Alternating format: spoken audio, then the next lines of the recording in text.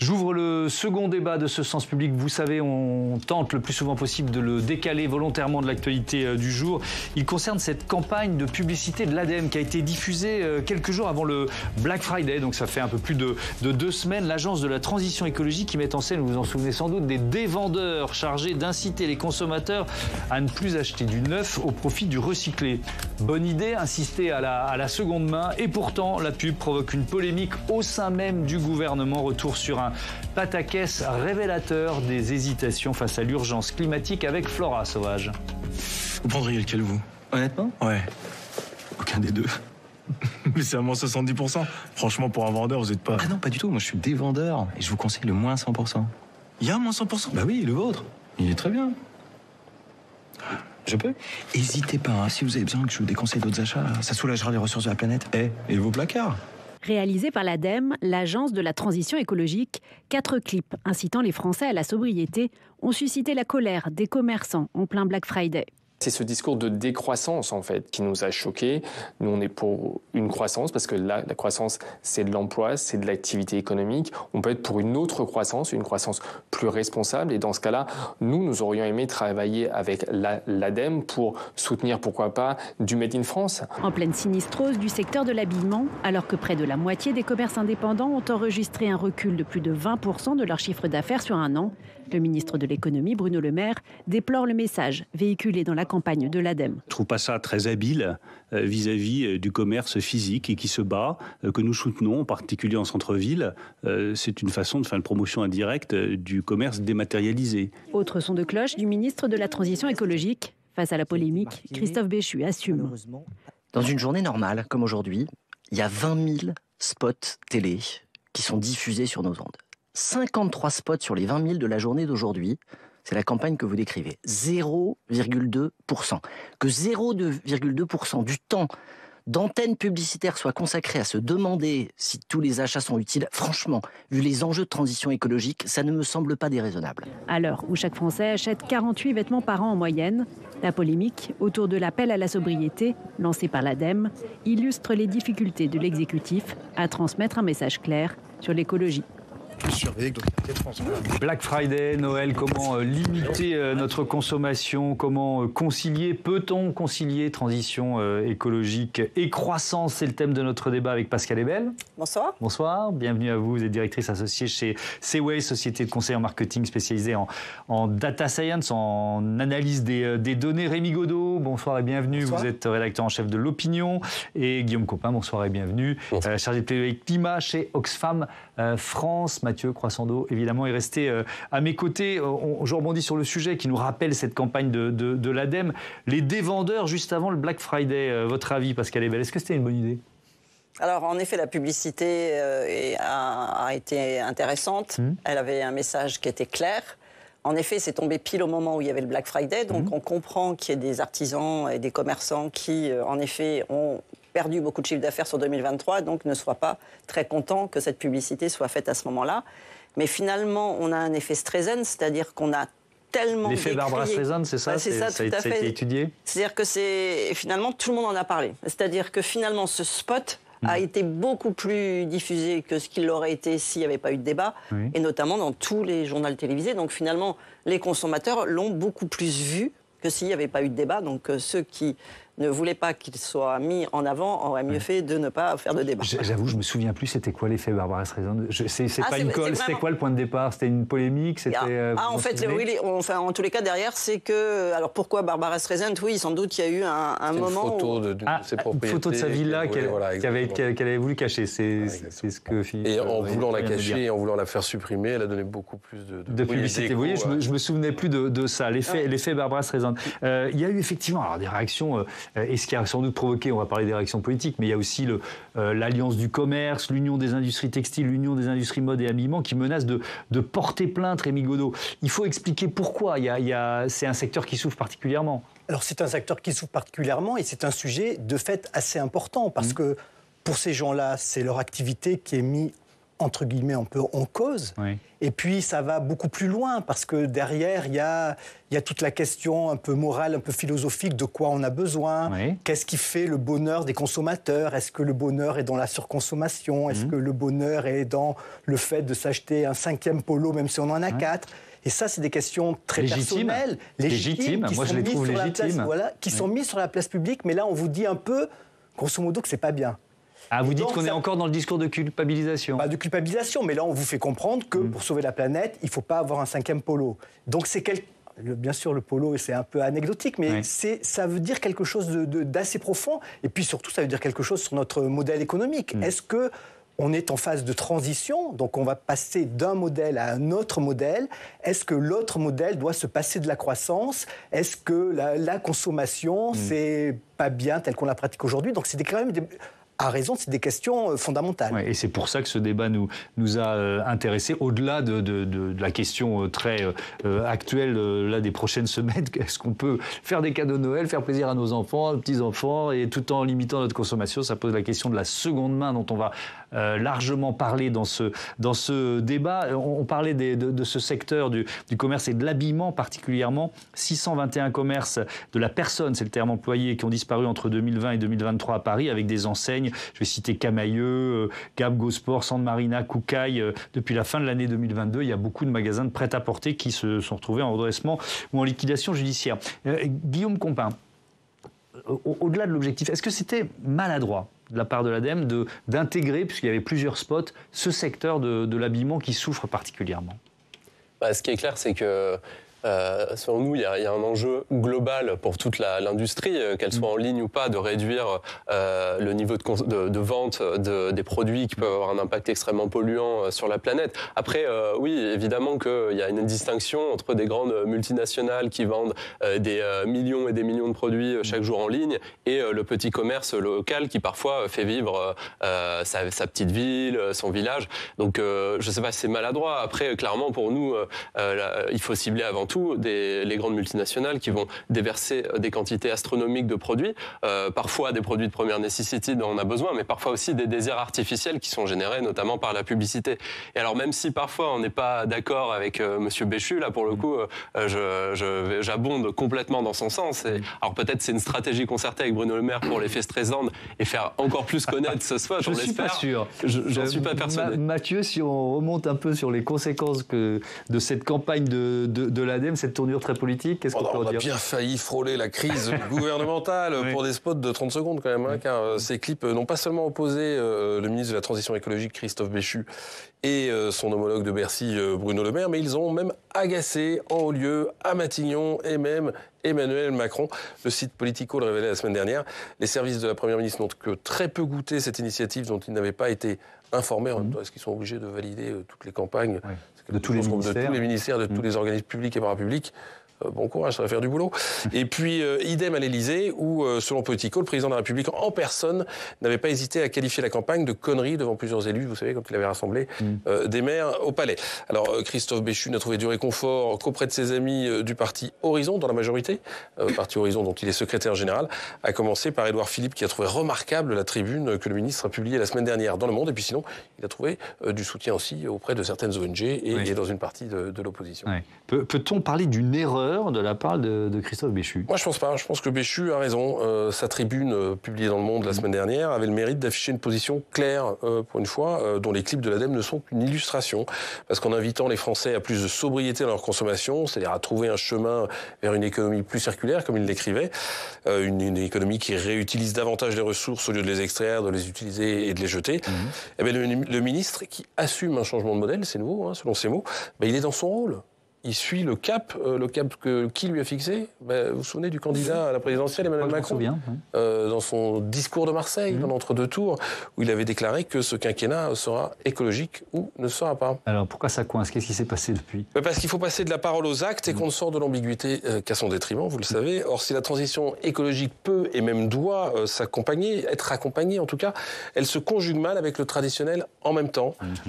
Personne au sommet de l'État n'a su pour l'instant faire du nécessaire nécessaire changement de nos comportements, autre chose que quelque chose de subi et de sacrificiel. En gros, on fixe des objectifs, une planification pour pouvoir dire on est dans les clous, mais on n'a pas de grand récit théorique ou pratique qui positive cette révolution. C'est ce que tente à sa façon de faire sans doute Christophe Béchu après des débuts quand même tâtonnant. Et il le fait peut-être avec une certaine maladresse pour ce qui concerne les clips de l'ADEME, comme il l'a reconnu lui-même, mais avec un mérite, je trouve, celui d'affirmer une ambition. Alors ça pose effectivement la question de l'ambition. Je veux bien vous entendre, tiens, là-dessus, Rémi Godot. L'ambition d'Emmanuel Macron, les contradictions entre, on peut même remonter au Make Our Planet Great Again au tout début de son premier quinquennat et ce qu'il a effectivement fait depuis 7 ans qu'il est au pouvoir. Moi, je suis un peu plus dur que Mathieu, même si je partage son analyse, c'est que je pense qu'il y a le gouvernement est un peu pris en flagrant délit d'incohérence. Et on l'a déjà vu à d'autres reprises, par exemple sur la taxe carbone. Si vous voulez, il y a une logique politique et il y a une logique économique. La logique économique, c'est qu'il va falloir transformer la croissance, mais vous ne pouvez pas arrêter la croissance.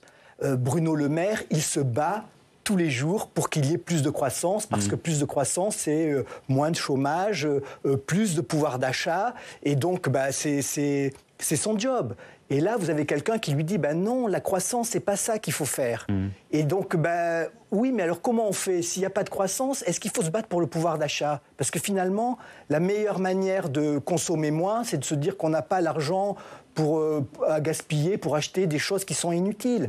Et vous revoyez qu'on rentre dans une logique que le gouvernement ne peut pas accepter. Emmanuel Macron, il affiche son côté pro-business. Les entreprises, elles sont là pour faire de la croissance. Il y a une autre chose, c'est que c'est compliqué parce que le capitalisme, l'économie de marché dans laquelle on est, les consommateurs votent tous les jours. Donc les consommateurs, ils vont aller chez Shine, ils vont consommer... Alors Shine, on rappelle que c'est la marque chinoise symbole de l'ultra fast fashion aujourd'hui. L'ultra fast fashion avec tout le côté négatif, c'est gaspillage, c'est de l'exploitation humaine, c'est vraiment... Et pourtant, les gens y vont, et en même temps, ils délaissent, jusqu'à provoquer des faillites, d'autres marques plus traditionnelles. Et tout ça, c'est une incohérence qui est difficile à concilier, parce que la logique politique... c'est que vous ne pouvez pas dire aujourd'hui, le pouvoir d'achat, finalement, ce n'est pas si important que ça, parce qu'il faut qu'on consomme moins. C'est inaudible. Alors, toutes les générations ont leur incohérence, et au sein de toutes les générations, on a tous nos incohérences. Mais l'histoire de Shine, parce qu'elle est belle, c'est une forme d'incohérence de la génération des ados ou jeunes adultes d'aujourd'hui. C'est-à-dire qu'ils sont présentés comme la génération la plus sensible aux questions de réchauffement climatique, mais qui consomme chez Shine, quoi. Oui, alors tout à fait, il y a vraiment cette génération qui est celle qui est la plus sensibilisée à l'écologie, mais il faut les comprendre, en fait, ils n'ont pas envie d'être dans le sacrificiel. Ils comprennent les enjeux, mais ils ne vont pas sacrifier alors que leurs parents ont tout consommé. En fait, c'est un peu ça leur vision des choses. Et donc, en effet, 18% de la population française a déjà acheté un objet sur Shine, donc en effet, c'est beaucoup, et c'est une des premières enseignes pour le marché des jeunes dans la mode. Mais finalement, les jeunes, ils ont pas leur placard plein. Il faut juste savoir que vous utilisez 30% de vos placards tous les ans. Donc en fait, il y a 70% de ce que vous avez chez vous... dont on ne se sert jamais. Dont on ne se sert jamais. Un jeune, il n'a rien. Il débute dans la vie. Donc qu'il soit obligé de s'équiper, c'est assez logique. Donc on ne peut pas leur reprocher de faire ce que les générations d'avant ont fait.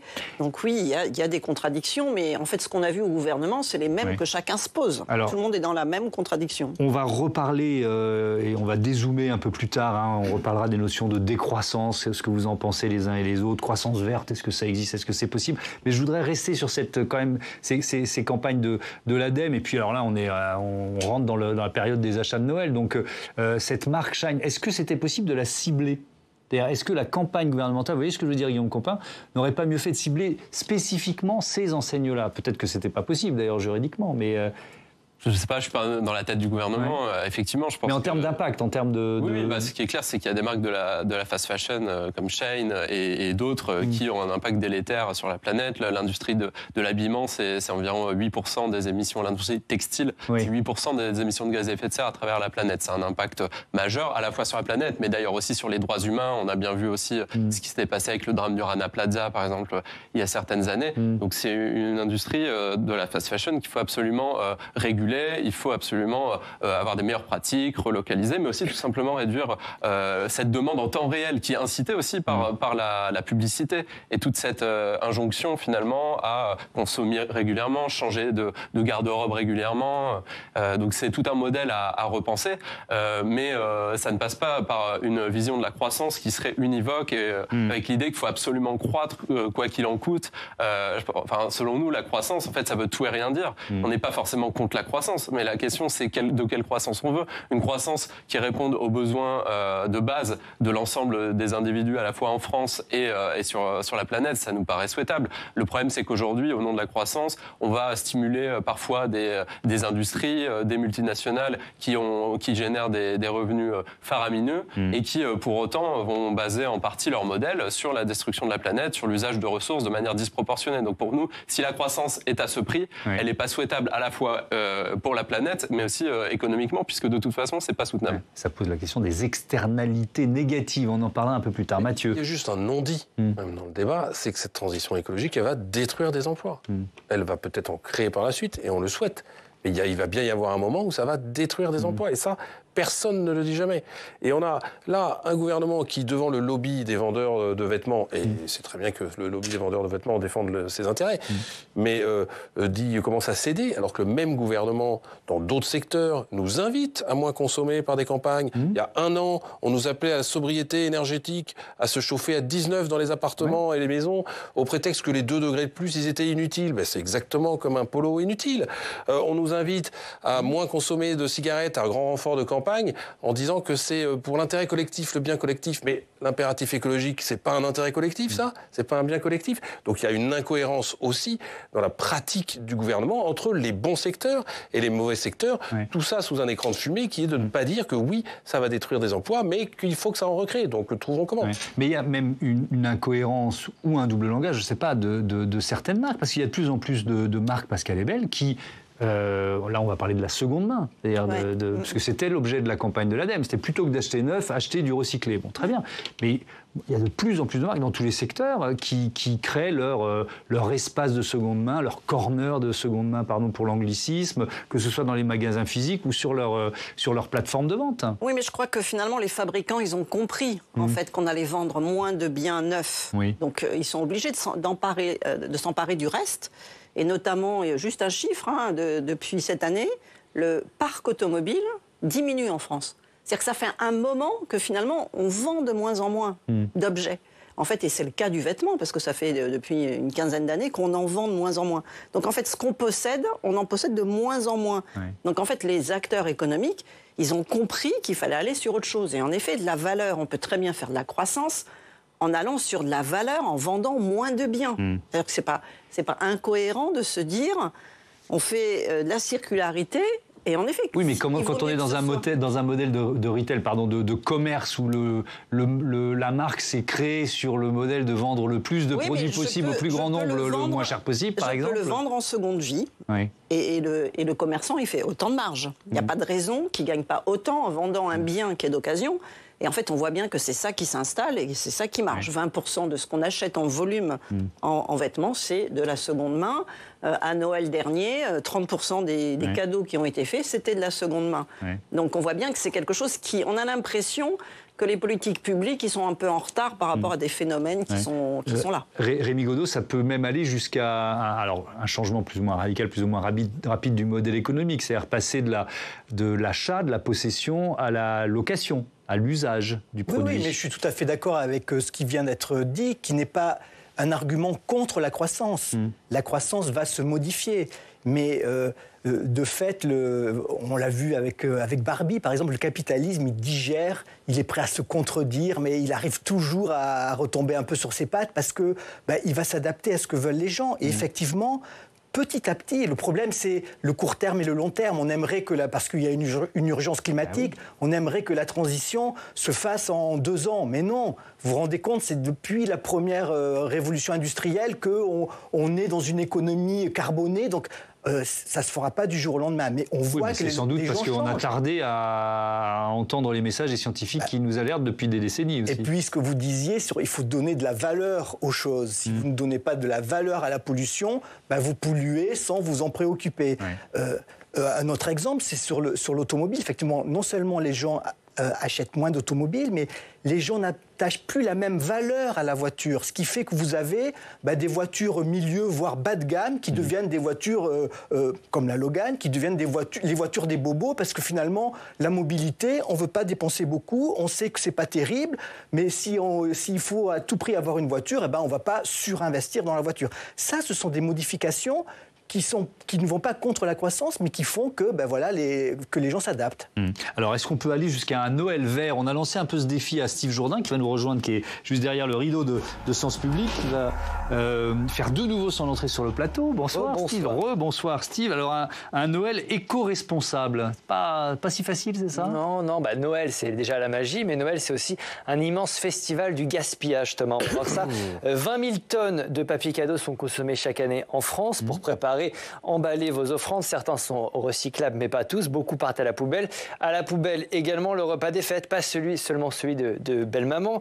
Près d'un tiers des Français gaspillent de la nourriture servie pendant les fêtes, juste après le repas ou après le passage au frigo. De manière générale, les festivités hivernales pèsent pour 1% des émissions de gaz à effet de serre annuelles pour un Français moyen. C'est une donnée qu'on n'a pas forcément en tête. Ça se voit, ça se lit d'ailleurs dans les chiffres, puisque seulement 10% des Français ajustent leur comportement aux impératifs écologiques. Et on peut dire que cette année, il y aura plutôt un ajustement budgétaire ou économique. Oui, pour ce Noël, pour le Noël qui arrive, le budget moyen des Français pour les cadeaux est en baisse. Il est de 426 €. Il était de 446 € l'année dernière, selon Opinionway. Cette baisse ne semble pas venir d'une prise de conscience de l'empreinte carbone de notre consommation, Thomas, puisque selon le même sondage, un Français sur deux achètera au moins une partie de ses cadeaux sur la plateforme Amazon. Mais sous le sapin, il y aura aussi de la seconde main, on y vient. Et c'est une vraie tendance de fond. Là encore, difficile de distinguer les raisons écologiques des raisons financières. Près de 40% des Français sont prêts à offrir des cadeaux d'occasion à leurs proches. Phénomène encore plus important chez les plus jeunes, puisque le chiffre monte à 52% chez les moins de 35 ans. En tête de gondole, on trouve les jouets et les vêtements de business qui fonctionne très bien. En ce qui concerne les vêtements, la plateforme Vinted est désormais le premier site d'habillement en ligne, sur Internet. C'est le premier site marchand textile en France, devant le géant chinois de la fast fashion, Shein ou Shein, je ne sais pas bien comment on prononce, c'est très loin devant l'enseigne Zara. Pour ce qui est du marché du jouet, là encore, l'occasion a le vent en poupe. L'année dernière, 4,7% des ventes relevaient de la seconde main. Plusieurs projections anticipent un marché grimpant jusqu'à 15% des transactions d'ici à 2030. Merci beaucoup Steve Jourdain pour tous ces chiffres, c'était passionnant. Guillaume Compas, on revient à la question de l'impulsion gouvernementale. Qu'est-ce qui manque selon vous pour que cette appétence, cet appétit pour la seconde main prenne encore plus de place ? Puisqu'on le dit, il y a finalement certaines entreprises qui le font, il y a une partie des Français qui y sont prêts. Qu'est-ce qui manque dans l'action gouvernementale d'après vous ?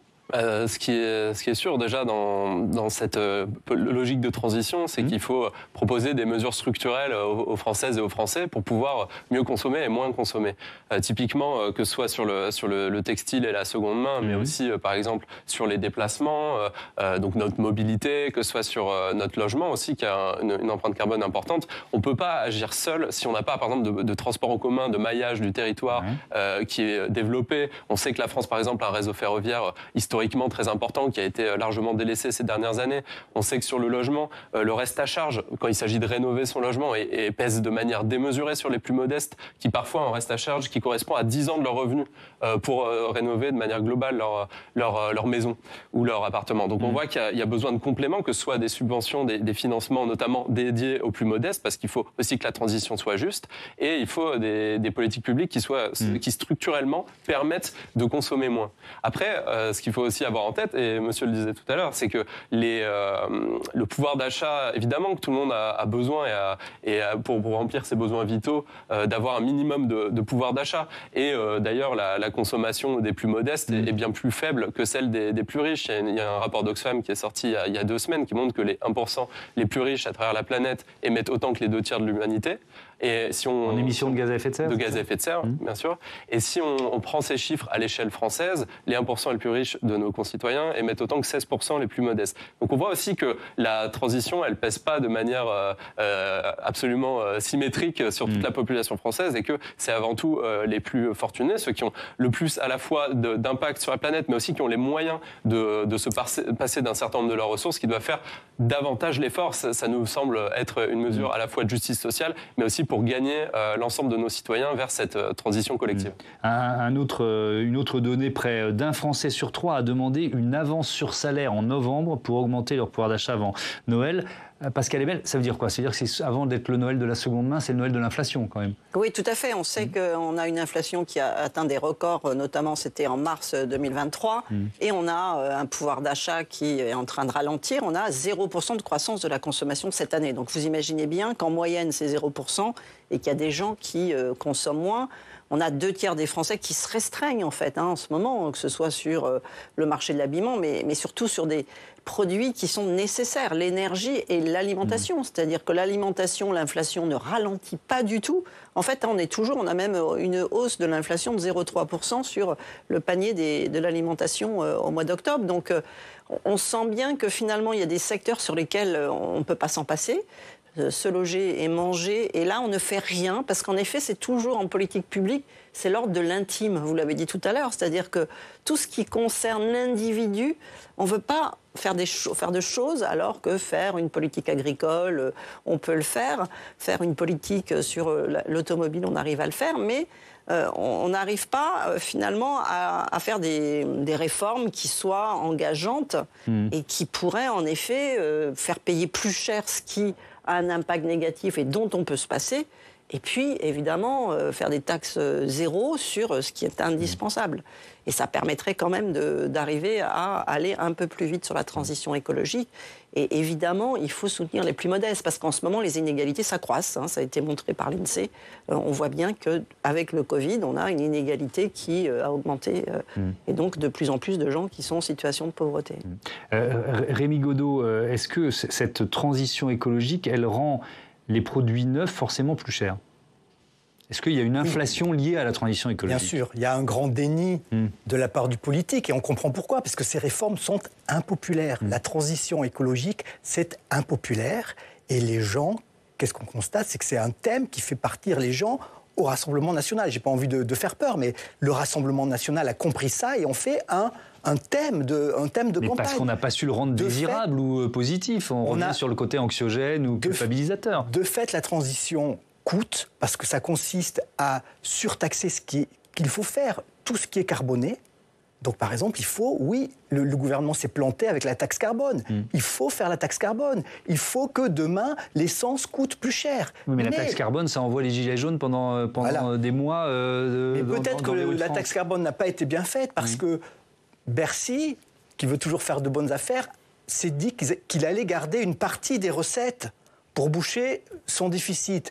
Ce qu'il faut faire, c'est que, bien évidemment, il faut aider les plus modestes. Donc, la taxe carbone, si elle rapporte 100, il faut redistribuer ces 100. Elle a été mal exprimée, expliquée, et surtout mal utilisée. Enfin, dans sa conception telle qu'on aurait dû l'expliquer aux Français en disant on vous demande un effort avec la taxe carbone, mais voilà où cet argent va aller, et uniquement pour les plus modestes. Imaginez ou pour ceux qui vivent en milieu rural, qui sont obligés de prendre leur voiture, etc., etc. Si vous dites aux gens qui sont obligés de prendre leur voiture que demain ils vont payer leur essence 2 fois plus cher, ça ne peut pas passer. Ça ne peut pas passer. Mais c'est un déni général. Parce est-ce que c'est vrai pour d'autres? Voilà, est-ce que c'est vrai? Parce que là, on a ça va être vrai pour le logement. Regardez, le gouvernement a reculé sur les passoires thermiques, parce que pour certaines personnes, les normes sur les passoires thermiques étaient insupportables. C'est de fait très complexe, parce qu'il faut vraiment redistribuer l'argent pour aider les plus modestes, et en même temps aller assez vite.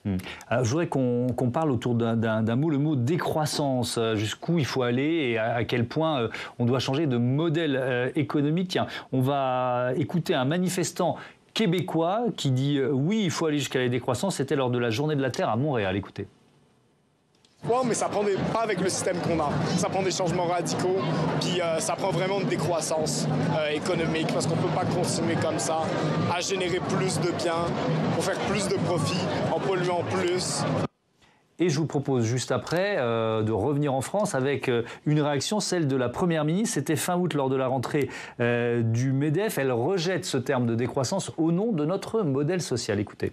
Près de 6 milliards d'euros qui sont d'ores et déjà prévus aussi pour la décarbonation de notre industrie. Et donc je pense que ce combat d'une croissance respectueuse de la planète et des enjeux climatiques, il faut qu'on la gagne ensemble. Sans décroissance. Alors moi, vous savez, je pense que tous ceux qui prônent la décroissance devraient dire que la décroissance, c'est remettre en cause notre modèle social.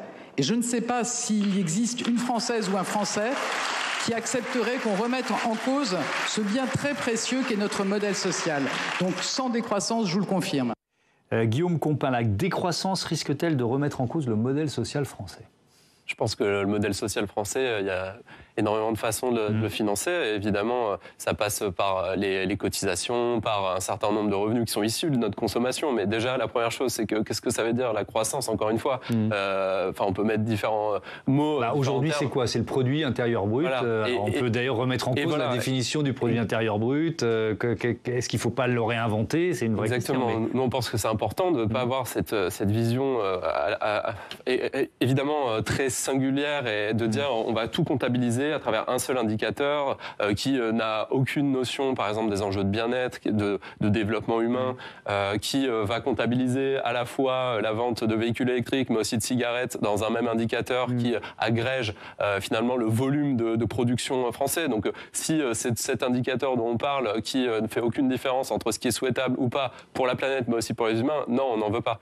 Après, financer le modèle social français, ça passe évidemment par un certain nombre de taxes, notamment sur les plus hauts revenus qui détiennent une part indécente de la richesse en France, mais d'ailleurs dans d'autres pays. Et pourquoi ne pas les mettre aussi à contribution pour financer notre transition écologique, notre modèle social ? Et c'est ce qu'on promeut par exemple à Oxfam, un ISF vert, c'est-à-dire à la fois rétablir un impôt sur la fortune qui serait indolore pour les plus riches, mais qui en plus serait assorti d'une part variable en fonction des investissements carbonés ou non carbonés de ces milliardaires et multimillionnaires. C'est-à-dire qu'en gros, si votre patrimoine est fortement basé sur des revenus issus de vos investissements dans les énergies fossiles ou ce genre d'industrie, on surtaxe ces dividendes parce qu'il n'y a pas de raison qu'on continue de fonctionner selon ce modèle. Votre avis là-dessus, tiens, je rebondis sur cette proposition d'Oxfam. Qu'est-ce que vous en pensez, Rémi Godeau ? Non, je pense que c'est complètement fou. Pourquoi ? La décroissance, ça serait un drame social. Moi, je suis tout à fait d'accord avec ce que dit la Première ministre. Et je pense que, bien sûr, on peut faire payer les plus riches, mais c'est l'arbre qui cache la forêt, parce que vous allez faire payer 3 000 ou 350 ou 3 500 milliardaires. Mais le problème est beaucoup plus large. Et tout le monde va devoir payer. Et vous allez devoir payer parce que tout le monde pollue. Après qu'il y ait des compensations, une fois de plus, oui, bien sûr, il en faut. C'est la seule solution pour que ça soit accepté. Mais c'est pas on peut taxer les riches, mais c'est pas une solution. De fait, on ne sait pas faire sans la croissance. Et je pense que c'est pour ça que l'Élysée a surréagi à l'histoire des deux vendeurs. C'est que le terme décroissance, il est très, très connoté. C'est un peu une utopie. Il y a eu ce mouvement dans les années 70, le rapport Meadows qui nous disait qu'on était au bord du gouffre, qu'il fallait faire attention aux ressources de la planète. Ça a été une mode qui était annonciatrice des chocs pétroliers, ça a été une mode qui était sur l'idéologie de mai 68 chez nous, par exemple, et puis qu'on a oublié, on est passé à autre chose. Il y avait peut-être une partie du message qui était juste et qu'on n'a pas su entendre. Il s'est avéré que dans le rapport Meadows, il y avait beaucoup de choses qui se sont avérées fausses sur l'épuisement des ressources, sur l'épuisement des matières premières. On y est un peu quand même, non ? Si on vous dit dans les années 70, dans 20 ans, il n'y aura plus de cuivre, il y aura beaucoup moins de pétrole et donc notre économie va s'effondrer, le rapport Meadows s'est trompé. Donc je dis pas. C'était à une autre échelle de temps. Guillaume Compin, vous vouliez réagir. Changer la croissance, c'est une chose. Et d'ailleurs, allez-y, concluez. Vous défendez une croissance verte ou vous défendez la décroissance ? Parce que si vous défendez la croissance verte, vous défendez la croissance. Si vous défendez la décroissance, il ne faut même pas parler d'emploi vert, de croissance verte. Il faut être logique. Guillaume Compin. Enfin, moi, j'ai du mal à comprendre que vous considérez que ce soit une mode. On est quand même face à une 6e extinction de masse de la biodiversité. Il y a des millions de personnes, si vous allez dire ça aux millions de personnes qui font face aux pertes et dommages liés au changement climatique, c'est-à-dire des communautés, par exemple dans le Pacifique, qui font face à une montée des eaux qui a détruit leur habitat, qui réduit leurs états parfois à devoir changer de territoire parce que l'océan les a empêchés d'habiter sur leur territoire ancestraux. Si vous parlez des milliers de personnes qui sont décédées suite à des événements climatiques extrêmes ces dernières années, 90% d'ailleurs de ces personnes étaient situées dans des pays du Sud. Je pense quand même que sur certains aspects, le rapport Meadows s'est pas trompé, et on le voit. D'ailleurs, le GIEC lui-même dit que réduire notre demande énergétique pourrait contribuer à 40 à 70% de la baisse d'émissions de gaz à effet de serre qui nous permettra de tenir l'accord de Paris. Donc c'est quand même extrêmement important de réduire dans tous les cas notre niveau de demande. Et pour autant, est-ce que vous employez le mot décroissance ? Parce que effectivement, c'est presque devenu un gros mot. Donc, est-ce que vous osez l'employer ? Justement, je pense que c'est comme les sujets nucléaires, décroissance, ça cristallise beaucoup les tensions. Nous, comme je le disais tout à l'heure, ça dépend de ce qu'on met derrière la croissance. Évidemment que je parlais des pays du Sud. Beaucoup de pays du Sud souhaitent pouvoir croître pour atteindre un certain niveau de développement, de bien-être, et ça nous paraît tout à fait légitime. Après, si c'est pour, encore une fois, avoir une dimension... Ça devient illégitime. À quel niveau ?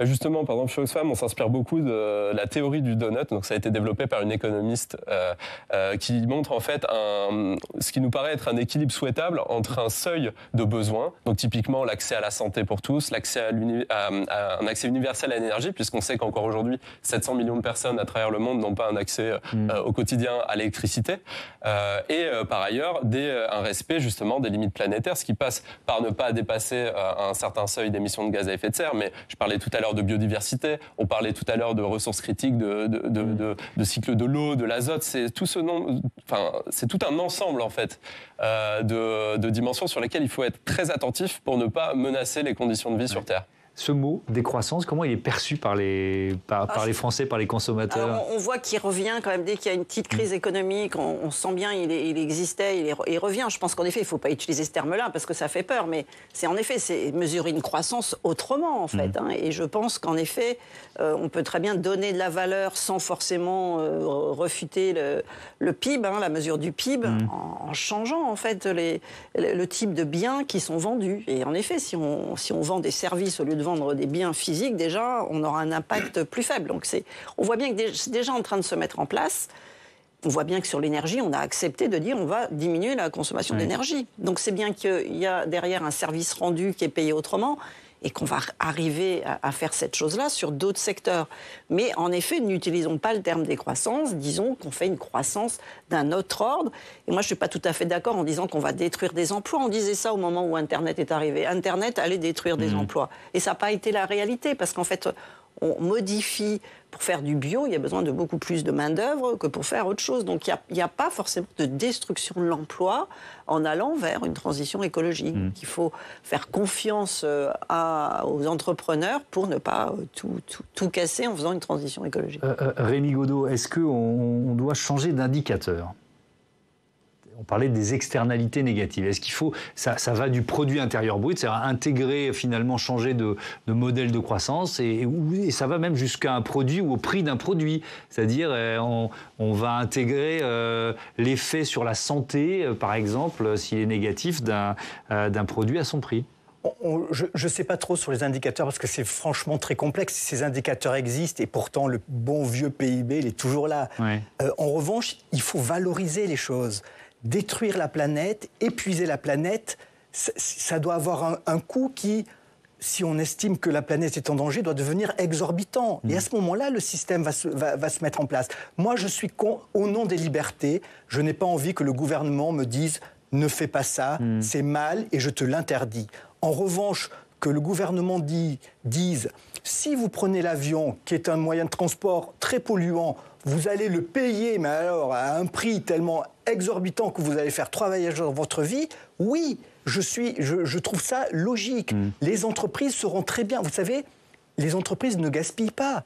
Si elles arrivent à ne pas gaspiller et à être beaucoup plus efficaces, elles feront même plus de profit. Si elles consomment moins d'énergie, qu'elles paient de plus en plus cher, eh bien, elles seront plus compétitives. Donc les entreprises ont même intérêt à aller dans ce sens-là. Est-ce qu'il ne faut pas quand même changer le thermomètre, en quelque sorte? Il y a des comptables qui réfléchissent à une nouvelle forme de comptabilité qui intègre justement cette notion d'externalité négative ou de performance extra-financière aussi. Vous butez sur le pouvoir d'achat, sur la question du pouvoir d'achat. Si vous me dites, moi, bobo, aisé, mais réfléchis à autre chose, si on valorise le fait que tu partes à la campagne, que tu fasses une retraite et que tu...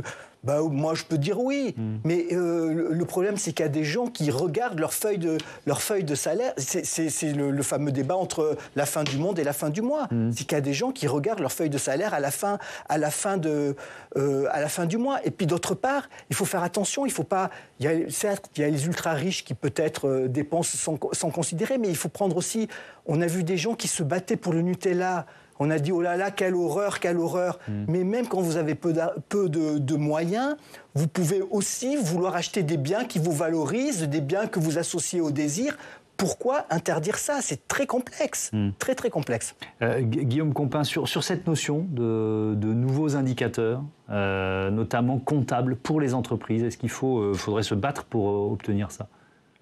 On le pense d'autant plus qu'en fait, cette comptabilité qui prenne plus en compte justement l'impact sur les ressources, c'est aussi dans l'intérêt de ces entreprises de bien mesurer la destruction potentielle des ressources sur lesquelles en fait elles construisent aussi une partie de leur valeur à travers leur utilisation. Donc en fait, c'est aussi internaliser finalement dans la gouvernance de ces entreprises l'impact sur la planète, mais aussi sur d'autres ressources. Et donc ça nous paraît très souhaitable. Et d'ailleurs, on pense aussi que c'est important que les entreprises aient des plans de transition qui soient contraignants. C'est-à-dire qu'elles doivent dévoiler quels sont leurs plans de transition pour baisser par exemple leur niveau d'émissions. Elles sont nombreuses à le faire. Elles sont nombreuses à le faire déjà. Oui. Il faut que ce soit contraignant. Contraignant à sortie de plan d'investissement. C'est-à-dire qu'on peut toujours déclarer qu'on va être neutre en carbone en 2050, comme le font beaucoup d'entreprises d'ailleurs des énergies fossiles, alors qu'elles continuent d'investir massivement dans leur développement. Donc c'est pour ça qu'il faut rendre ça contraignant. Vous me tordez une perche, je vous propose d'entendre le patron de Total Énergie là-dessus, Patrick Pouyanné, qui mettait en avant, c'était à l'occasion de l'Assemblée Générale, ces investissements dans les énergies renouvelables. En 2022, une nouvelle fois, notre compagnie a été la major qui a investi le plus pour construire le modèle énergétique de demain, qui sera basé sur l'électricité, notamment à partir de capacités renouvelables et de nouvelles molécules bas carbone. Près de 4 milliards de dollars ont été investis en 2022 et ce chiffre va encore progresser en 2023 pour atteindre 5 milliards de dollars. Rémi Godot, ce même Patrick Pouyanné dit « C'est uniquement lorsque nous aurons un système décarboné que nous pourrons arrêter le pétrole ». Oui. Moi, je trouve que Pouyanné est très courageux et qui dit des choses de bon sens. Après, il y a deux philosophies qui s'opposent, classiques. Il y a ceux qui vous disent on ne va pas ostraciser les entreprises qui s'adaptent, mais qui s'adaptent dans le temps. Et puis il y a ceux qui vous disent il faut tout de suite interdire les producteurs de pétrole. Mais du pétrole, on en a besoin aujourd'hui. Donc pourquoi dire à Total arrêtez de produire du pétrole alors qu'il y a une demande? Le problème, c'est que si moi je suis à la campagne et que j'ai une voiture, il va bien falloir que je fasse rouler cette voiture tant que j'ai le droit d'utiliser cette voiture ou parce que je n'ai pas les moyens d'utiliser une voiture électrique. Donc Pouyanné, il dit ça, mais en même temps, c'est l'entreprise en France qui investit le plus dans les énergies, renouvelables. Effectivement, c'est pas faux. Vous vouliez intervenir, c'est le dernier mot, il nous reste 30 secondes. Juste pour rappeler que Total Energy, encore un quart de ses investissements, c'est dans des nouveaux projets d'énergie fossile qui nous emmènent à 30-40 ans. C'est complètement incompatible avec les trajectoires de respect de l'accord de Paris. Et en plus de ça, on sait que des grandes compagnies des énergies fossiles savent depuis 50 ans les réalités du changement climatique. Il y a des études internes qui le montrent et ont tout fait pour qu'elles ne soient pas publiques. Donc elles contribuent quand même d'une certaine manière à ce que la demande continue. C'est tout dans leur intérêt. Donc c'est un peu hypocrite de notre point de vue de dire que c'est uniquement la faute des consommateurs. Merci beaucoup. Merci à tous d'avoir participé à ce débat qui était passionnant. Je vous dis à bientôt sur Public Sénat. Demain, notez que l'invité de la matinale, ce sera Jean-Louis Bruguière, l'ancien juge antiterroriste. Il sera face à Oriane Mancini à 8h sur notre antenne. Merci de votre fidélité. Belle soirée à toutes et à tous.